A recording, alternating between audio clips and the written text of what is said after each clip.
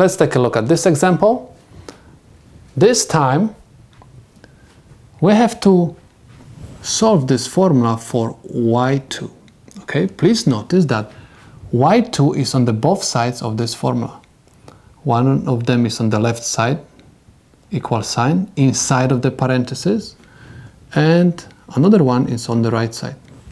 Okay, first what I have to do, I have to pull out y2 from the parentheses. How I can do that? First, I have to eliminate the parentheses. I can eliminate the parentheses by simply distributing v1 into the parentheses by multiplying v1 by every single term inside of the parentheses. v1 times y1, y2 is v1, y1, y2.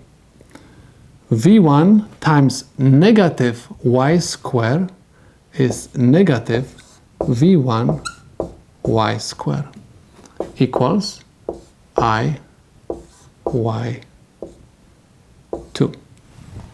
Okay, next I have to collect all terms which contain y2 on one side. Okay, so I have y2 over here and I have y2 over here. That's why I'm going to take this one and move to the left side, and this one, because has no y2, to the right side. Okay, so that's why I'm going to have v1, y1, y2 minus I y2 equals v1 y square. Remember, we have to change the signs, okay?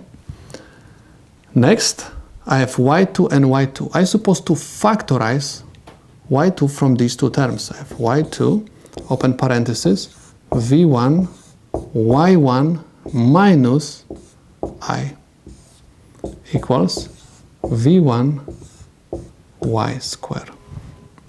Okay, so I have y2. y2 is multiplied to the parentheses. I do not want to see parentheses next to y2. So what I'm going to do, I have to realize that this is multiplication. In order to eliminate multiplication, I'm going to use the division. I'm going to divide both sides equation by the parentheses. So I'm going to have v1 y1 minus I,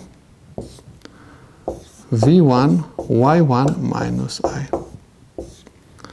Parentheses and parentheses will cancel out, and I have y2 equals v1 y square over v1 y1 minus I.